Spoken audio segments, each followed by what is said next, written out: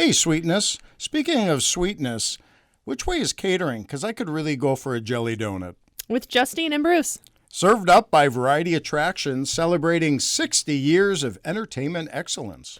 Find out how you can take advantage of their expertise in consulting, talent buying, production, and marketing services for your next event at varietyattractions.com. Today's conversation is going to be with Tony Conway of Conway Entertainment Group.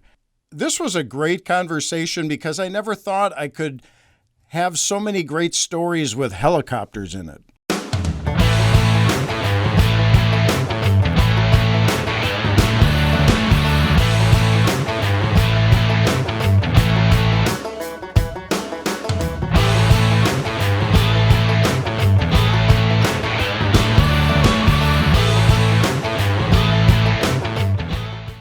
I like looking at it. I'm going to hold it and look at it. Oh, you mean the album? Mm-hmm. Your thank you card. Yeah.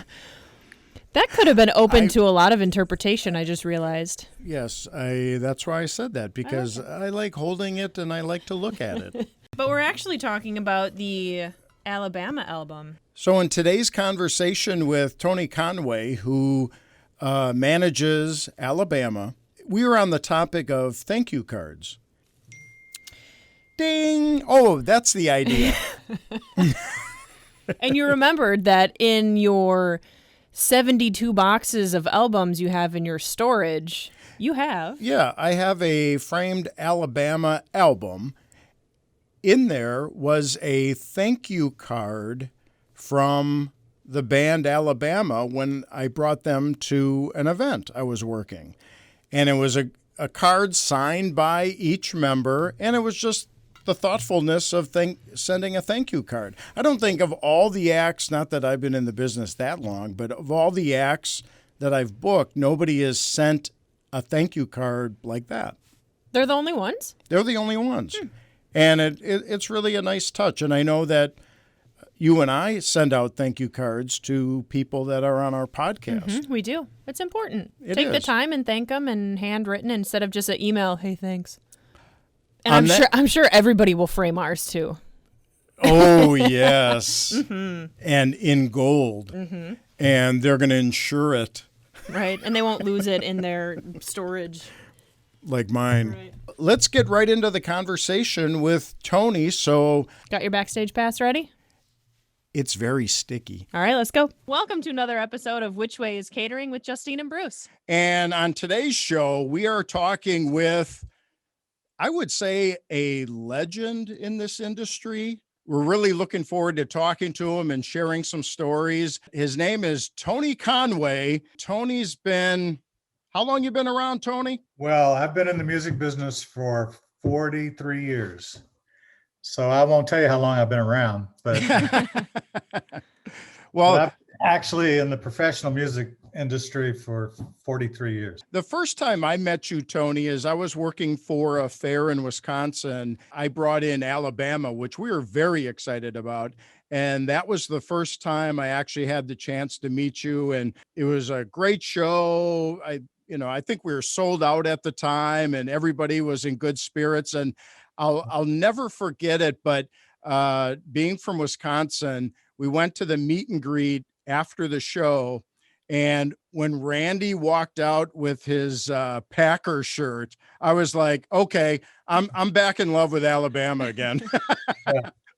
He's a huge Packer fan. He really is. It didn't matter where they were on the road on a Sunday. If they were traveling, he would want to watch the game. And then our tour manager, Jeff Davis, and his father is Jimmy J. Mm-hmm. Are from Wisconsin, and they're major fans too. So Randy keeps saying, I've never been to a Packers game. I've never been to a Packers game. I'd love to go to a Packers game. And so finally they said, well, let's go. So they took Randy and his wife and they went to the Packers game, I guess about 3 years ago, and they had a ball. But yeah, he loves the Packers. Well, Lambeau Field is God's country. Yeah. Yeah. Well, that's why they have a G on their helmet. It's God's team. It was a little chilly that day. I do remember them telling them. Oh, it usually is. And you're probably talking about a game in September. Yeah, right. We have researched you, Tony, and one of your good friends, Todd Bolton, he wanted to make sure that we ask you about one of your nicknames of the Great Zucchini. Ah, So we'd like to hear how you got that one. well, you can let your imagination kind of run wild with that if you want. Uh, So you'll tell us the truth, or Yeah. We'll go down one road, but you go down the other. well, it's an amazing story and probably one of the dumbest things I've ever done in my entire life. But Perfect. we like those. it was at the Illinois State Fair when I was producing fairs. I was also an agent when I was at Buddy Lee Attractions, but Buddy allowed me to produce fairs and festivals. So that Illinois was one of my state fairs that I produced. So I was up there with Waylon Jennings and Neil Young. I had put them together on a tour. Both of them liked each other. Both of them respected each other, and of course Neil Young, being a major rock star, he had never really done a tour with the country artist before, but he wanted to. So we did that tour, and that was one of the stops. And I think we had sold about 12,000 tickets. And so we were there that afternoon for sound check. And at the Illinois State Fair, they booked a helicopter trapeze act by a guy named Dave Merrifield, who did it all over the country, really, and was the best at it of anybody. Very dangerous act, to be honest with you, because there was he did not wear a harness. He didn't wear any kind of a safety device to hold him onto this trapeze. And so, really, every time he went up, nobody knew what was going to happen. So they were practicing this act while we were sound checking behind the stage. And I remember Waylon watching this helicopter take off, and Dave kind of coming down the trapeze rope and sitting on the trapeze and then flying around up in the air, and he was like, "You got to be a crazy son of a bitch to do something like that, wouldn't you think so, Neil?" And Neil's like, "Hell, what in the world is he doing?" And I said, that's easy, that's nothing. And I saw an opportunity there, And they go, "What are you talking about?" I said, "I could do that." And they go, "Yeah, right, you could do that, sure." I said, "No, I really could. I could do that." And they go, "Yeah, well, I'll bet you. I don't think you can." I said, "Well, why don't you bet me some money?" So I think it was around $500 a piece that they bet me that I couldn't do that.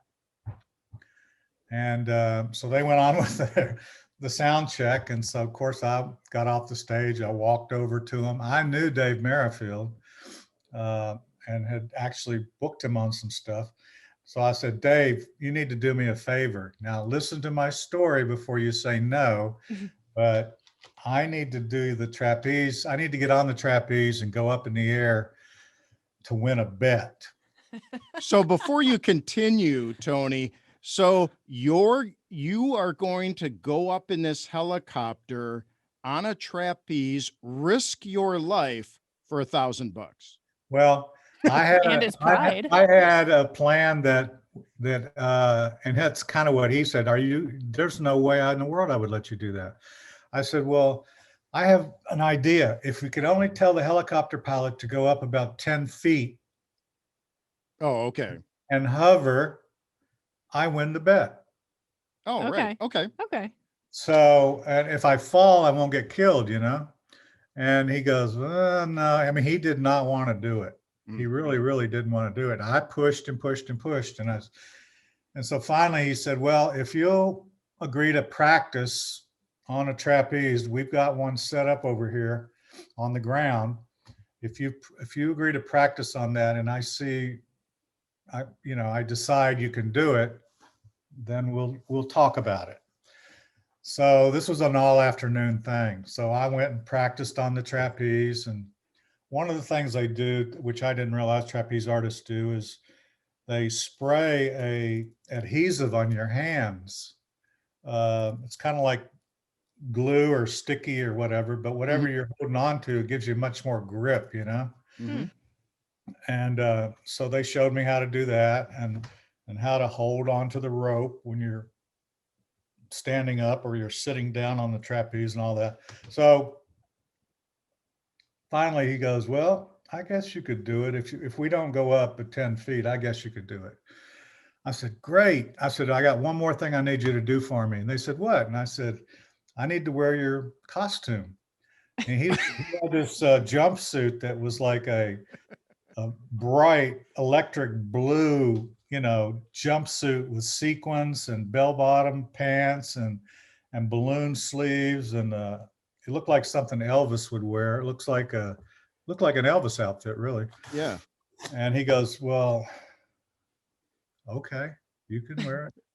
So I go in my bus and I put this costume on, and I send word to Waylon and Neil Young that I'm going to do this Trapeze Act, and they better get their money ready. And now you got the whole band, the whole crew, all the crew guys.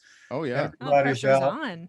standing backstage watching. This is before the show, before they let the people in the audience in.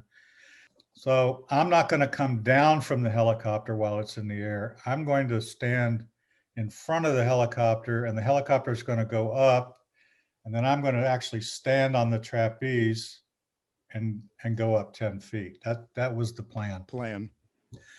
So helicopter starts up, it's I'm scared to death, to be honest with you.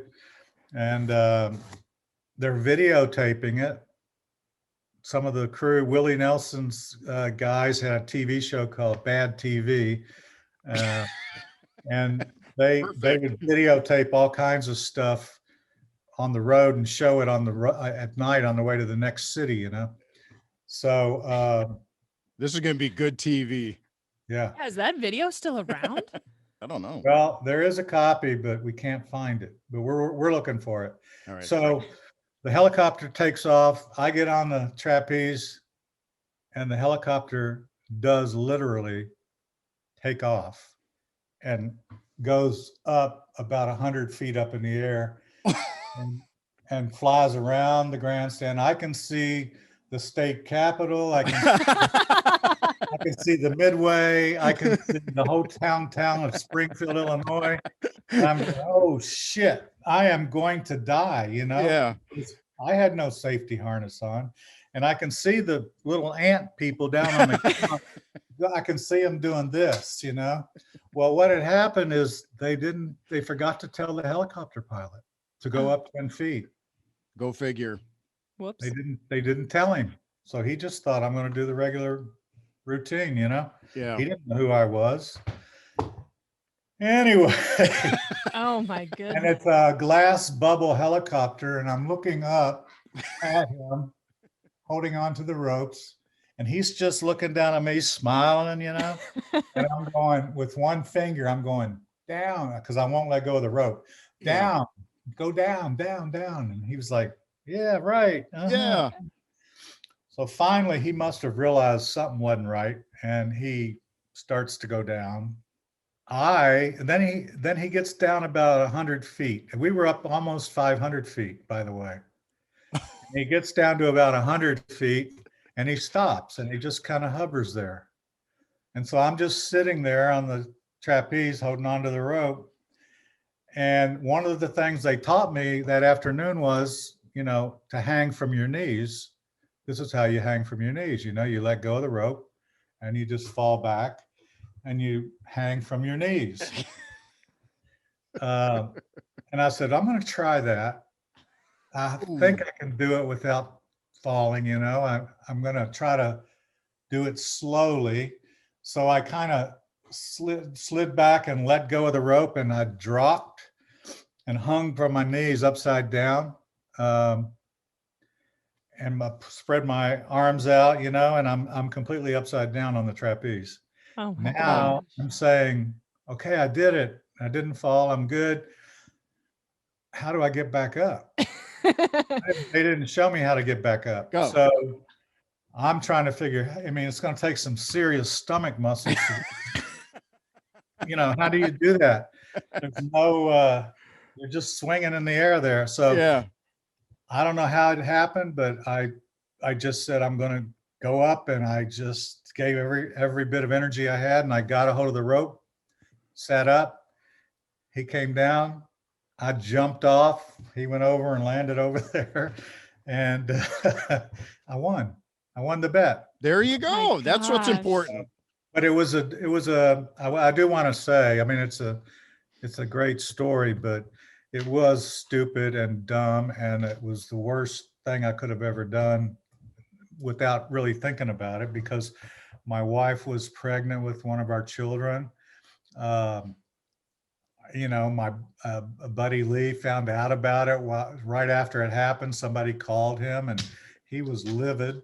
You know, how could you do that and risk your life? And you know, blah blah blah blah blah. So it taught me a really good lesson. You know, you might want to try to impress somebody someday doing something that you've never done. Don't do it. So then what'd you spend the $1,000 on? I don't know. I don't remember. I probably gave it to my wife. Yeah. Yeah, I probably did, but But I don't. everybody, the Great Zucchini. Yeah, that was the name that they gave me, was the Great Zucchini. Oh my gosh. Yeah, That's awesome. Oh man. that's a true story. You can't make that kind of stuff up. I'd Yeah. probably I pee mean- my pants. Yeah, Yeah, I don't know yeah. how you And even I you know, I remember at a time I had Nick Walenda Hmm.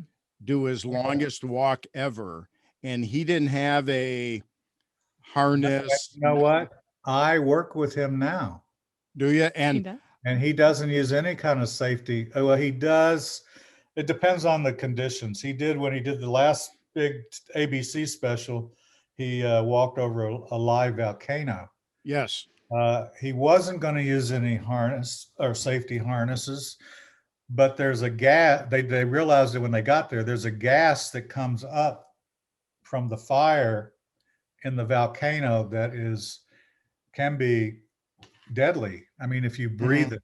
And so he had to wear a gas mask before he started, and but they did put a cable on him for that walk. But yeah, Mm. But Yeah. he told me, he said, "Well, Bruce, don't worry about it because I know how to fall." And I'm like, "I know how to fall too, but I would be seriously injured." Just watching him do that kind of stuff, every time I see him on TV, ever Yeah. since then, the blood just races out of my head into my feet. I'm just like white as a ghost. yeah. Pivoting on your comment about producing shows and just telling stories, I'm sure you have volumes of them, but are there a couple that you could share with us that stand out? You know, something that happened backstage, something that happened on the stage, something. Well, I can tell you one that happened at the Wisconsin State Fair. Billy Griner was the fair manager at the time. Our agency, although it was established as a country music talent agency, and at one time the largest country music talent agency prior to William Morris or CAA or APA getting into country music, we also were the only fair agency in the country that did rock. We did deals with all the rock agencies in Los Angeles or New York, where we represented those artists for fairs and festivals. So that particular year, I had Alice Cooper, and so everybody wanted Alice Cooper, and so we Billy booked Alice Cooper at the Wisconsin State Fair, and I'm not sure what your grandstand held, but I want to say it was around 15 or 16,000 people. It was packed, and so Billy was there. I was backstage. I had flown up for the show, You could just tell everybody was in a great mood. Everybody's ready for this thing to get going. And showtime was 8 o'clock.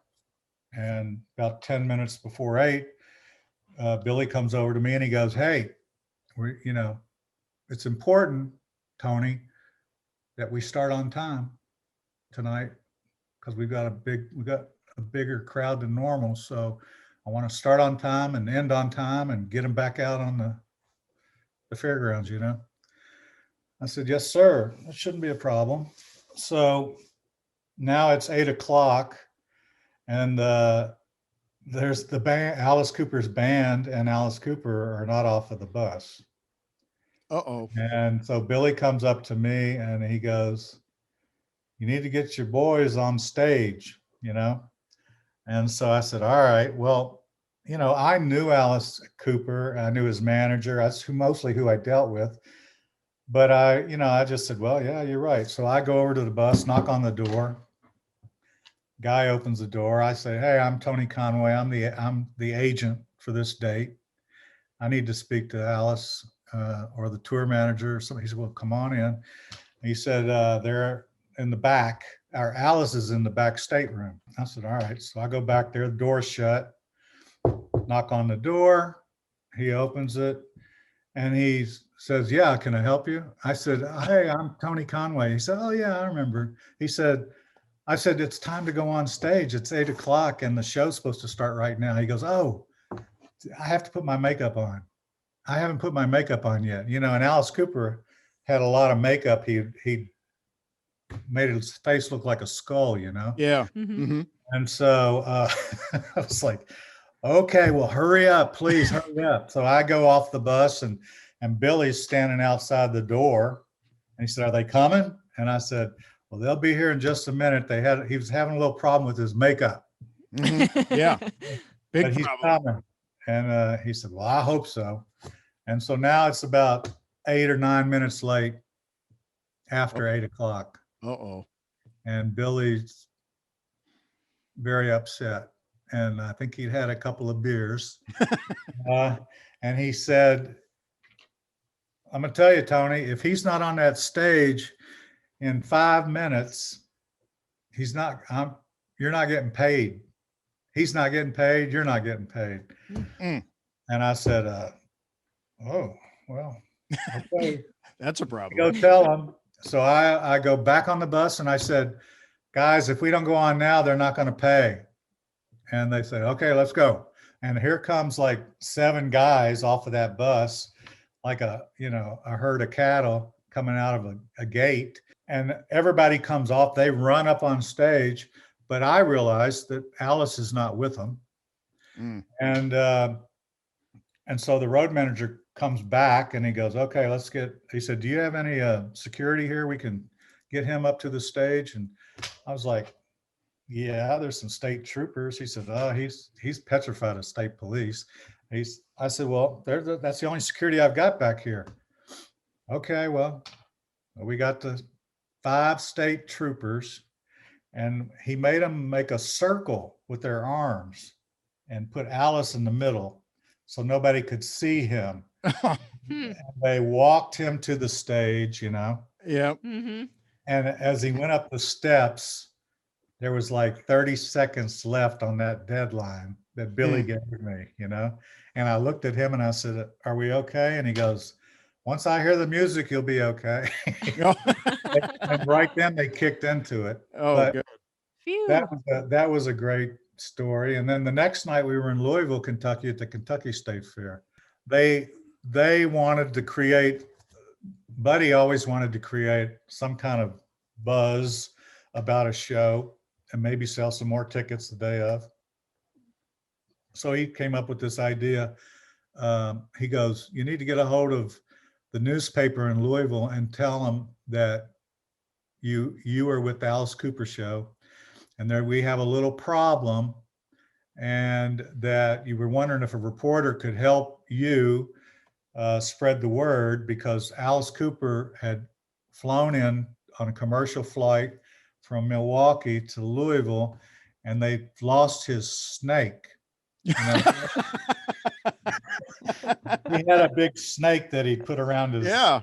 around him while he did his show. A big boa constrictor. Well, they hadn't lost it, but this was the story, Yeah. to get everybody all excited. So I called the newspaper, and then they sent a reporter out to the airport, and they're going to the baggage claim, and they're showing all this stuff. And Alice Cooper's lost his boa constrictor for the show tonight. And now they're starting to interview the airport people, and they're going, "What do you mean he's lost his snake?" Well, you've got a boa constrictor loose here somewhere in the airport. So it made the 5 o'clock news, and it was nothing but Alice Cooper, Yep. There you go. which was the plan. And they did actually sell about 800 more tickets that day. There you go. Which was great. But yeah, so that's my little Alice Cooper story. I remember at the Indiana State Fair, I'd booked Wayne Newton, and we put him in the Coliseum instead of the grandstand. And I'm glad we did, because that night it rained really hard. And the Coliseum, I think, it was a horse arena, really, and it was dirt floor. And so when Wayne Newton got there, and he brought like a 20-piece orchestra with him. I mean, this was a Las Vegas show. Mm-hmm. And he was like, we can't do this show in here with this dirt floor. He said, the dust, there's too much dust in here. It's going to affect his voice. And I said, well, this is the only place we're going to be able to do the show. And it's pouring down raining. So I'm glad we're not in the grandstand.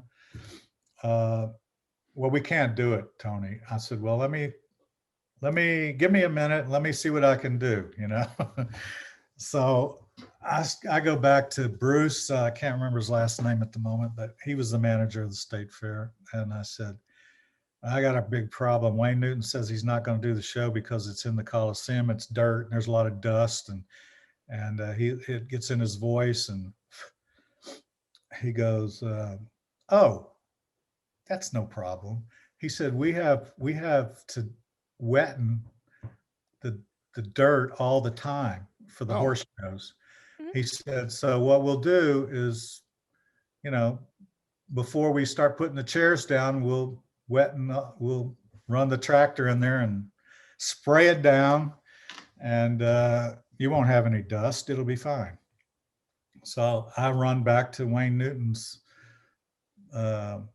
dressing room, and I said, okay, Mr. Newton, here's what we're going to do. We're going to come in with the tractor with the water on the back of it, and they're going to spray down this whole thing, and then they're going to put the chairs up, and they're going to do this. They're going to time it so that it'll be right before they let the people in, and you won't have any dust. And he goes, well, okay. So that part worked. Yeah, there we go. That part worked great, but they did wet it too much, I guess, because when the people came in, which was probably 3,000 or 4,000 people on the floor with metal folding chairs, the chairs started to sink in the mud. People got, their chairs were kind of just stuck. Some people were below 2 or 3 inches lower than they were where they're supposed to be, and they couldn't see over the people in front of them. Oh, Started getting complaints from the audience. Of course, Wayne Newton was great. He went and did his show. He didn't have any problem. yeah. But the audience had problems because we had to wet the track the down. yeah. So those are the kind of things that the public never really hears about. But, those kind of things go on day in and day out. I remember, I think it was the Tennessee State Fair, where we had an act from England, Robert Palmer. Oh. Mm-hmm. And he had a big video with these girls dancing on one of his hits, but he was quite full of himself. I'd never met him before, but I bought him because I was producing the fair. But he was just, when he arrived, from the time he arrived till the time he left, he was difficult to deal with on everything, from the food to the dressing room to you name it. And so the big important thing to him was he had to have a limousine to leave after the show. He would walk off stage, get in the limousine, and he wanted a police escort to the hotel. So we got a limousine. The only place we could get a limousine was from the funeral home. Ooh. But we got a limousine, and they got him to the show. Did he have to lay in the back? No, he didn't have to lay in the bag, but so the fair manager, he'd had about enough of Robert Palmer. Yeah. And quite honestly, I had too. He put us through the ringer. And so while he was on stage doing the show, we said, what is it? You know, maybe we can take care of it this way. When he comes off stage, because I mean, literally the steps come off the stage, that's where the limo was. So that's where the limo was parked when he went on. So we said, okay, we're going to make the limo disappear. And there won't be a limo there when he comes off stage. Oh. But we're going to have a van over here with the guy in it, a driver, just so happened to be over here somewhere in sight with nothing in it but an empty van, no seats, no folding chairs, no nothing, okay? And so when he comes off, he's going to say, where's my limo? And then he's going to get upset. And he says, I got to get, and the road manager's going, I got to get him to the hotel. We got to get him, where's the limo? And I'm going to go, hey, one of our runners can get him there right now. Come here. And so the van comes, they slide the door open. He jumps in, not realizing there's no seats. We slam the door and off they go. And the driver told me he kind of rolled back and took off. But I think he was probably very upset with us. But that poor driver. Yeah. Oh, he probably got an earful. Oh, man. Over the years, Tony, have you ever witnessed any like super weird, like superstitions for some of your bigger acts? Like, was anybody sitting in a teepee rubbing crystals together before going on stage? Yes. Ricky Van Shelton. Ricky has a belt and a buckle that he has worn or had worn every show he'd ever done his whole career. And he wore it in every recording session, every television show, every award show. It's the same buckle. It had a star and a half moon. But he was superstitious, and it was his good luck belt buckle. And he felt like if he didn't have it, he couldn't do the show, you know? Yeah. So we were in DuQuoin, Illinois, and we were filming a big TV special called From Grit to Gold. He was from Grit, Virginia. And it was called From Grit to Gold. And the show was sold out. I think they had 8,000 people in the grandstand. We had the TNN film crew there. It was a big deal. And about 30 minutes before the show, Michael Campbell, his manager, comes to me and he goes, we got a big problem. I said, what? He goes, well, Ricky says that he forgot his belt buckle at the hotel in Carbondale. Oh boy. Carbondale from DuQuoin is about 30 miles. But the DuQuoin State Fair is really out in the middle of Southern Illinois. It's cornfields. I mean, it's one of the most beautiful fairgrounds I've ever been to, but it's really out in the middle of the country. So it's 2-lane roads. There's no interstates. It's just county roads.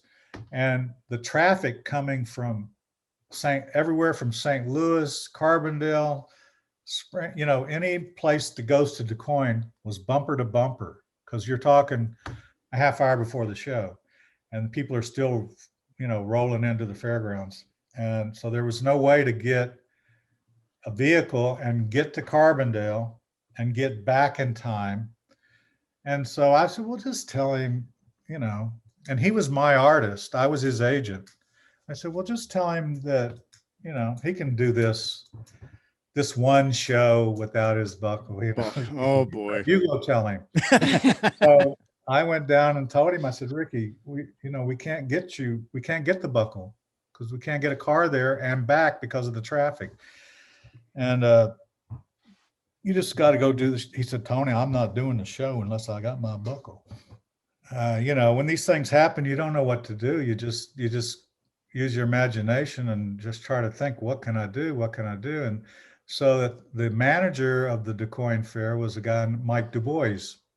And so I went up to him and I said, Mike, I got to get to Carbondale. What I thought in my mind was, we'll start the show with the opening act. And if it takes a while for them to get back, we'll just somehow keep things going. And since it's a TV special, we don't have to start, we can start and stop. Mhm. The audience won't like it, but we'll get through it. He goes, can't drive, can't do.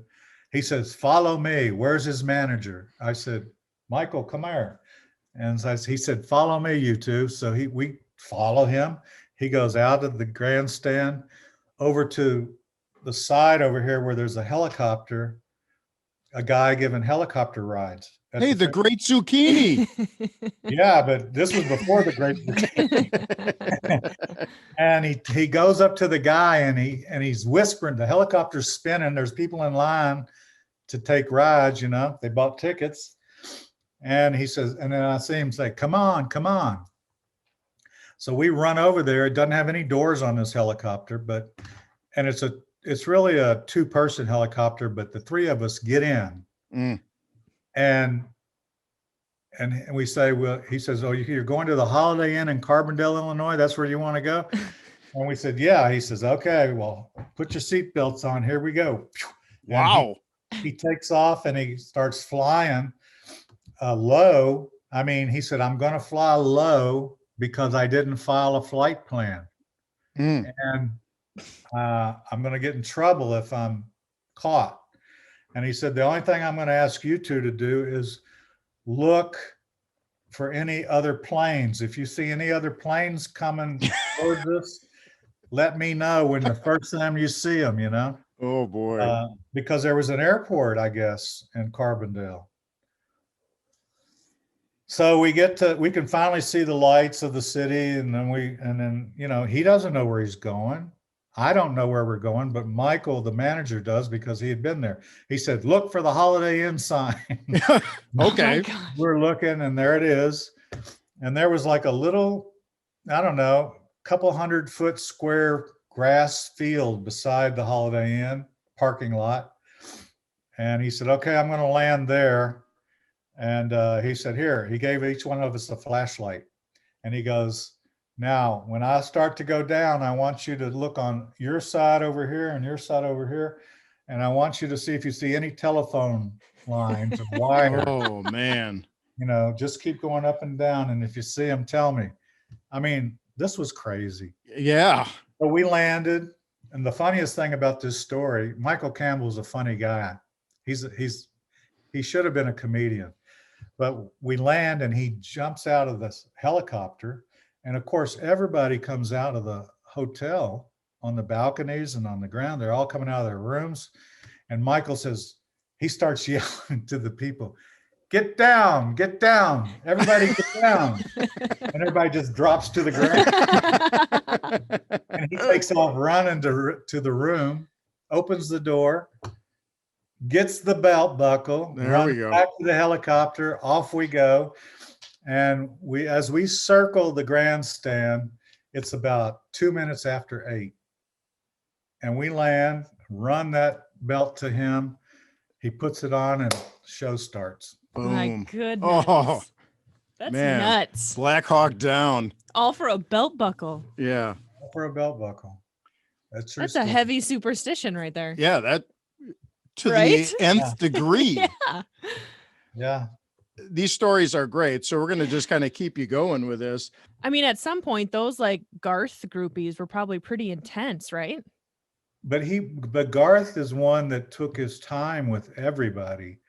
And it was to those of us that were running the shows and making things happen on time and getting him to the next city.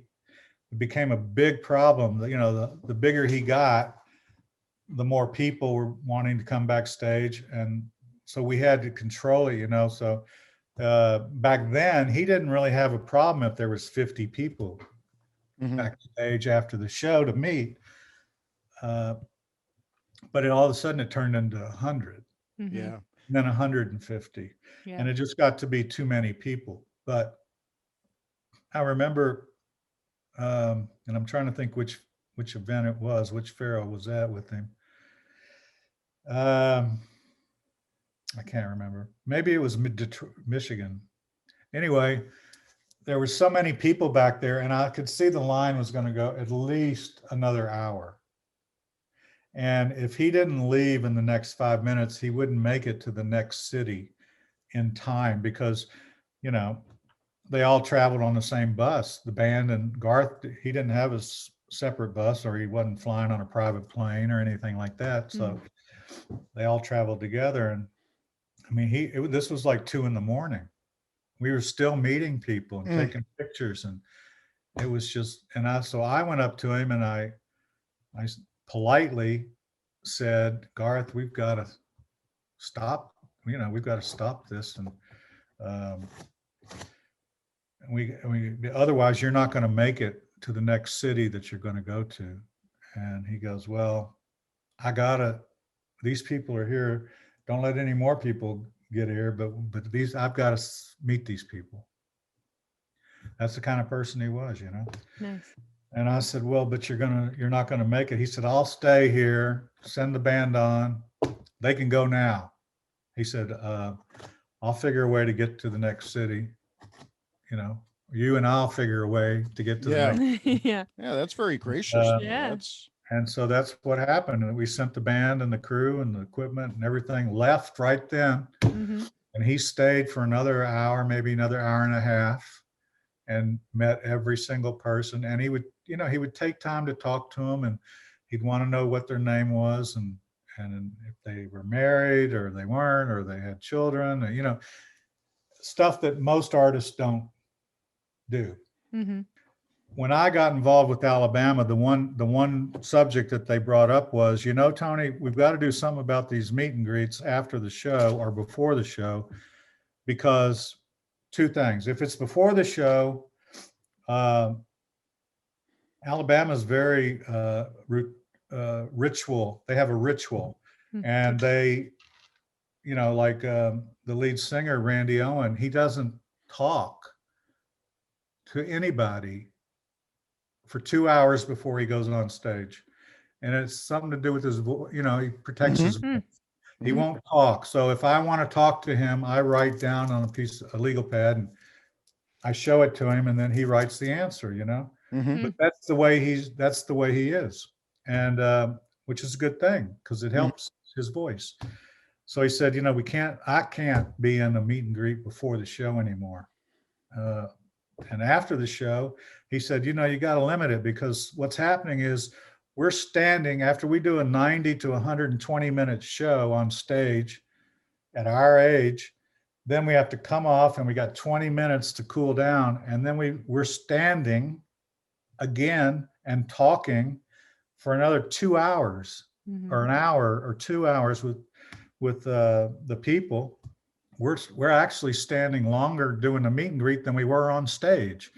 And he put those 2 together, and all of a sudden you got 4 hours of us standing there, you know. And I understand, you know. So we've really on that particular artist or that group, we've really limited the meet and greets to unless it's an absolute mandatory something. We don't do them, you know. And the fans understand. They really do. That's one of the special things about country music, is that they have a special relationship with their fans, and that they have access to their fans, and the fans have access to them. And they actually also, you know, in a lot of cases, they kind of communicate with them throughout the year.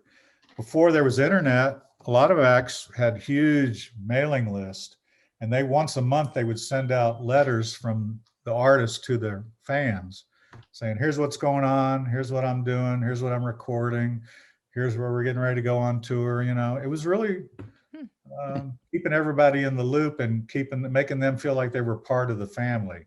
And that still goes on today. Thanks for joining us backstage, and visit Justine and I at varietyattractions.com. Get your backstage pass and subscribe wherever you listen to your favorite podcasts. Which Way Is Catering with Justine and Bruce, served up by Variety Attractions, celebrating 60 years of entertainment excellence. Find out how you can take advantage of their expertise in consulting, talent buying, production, and marketing services for your next event at varietyattractions.com.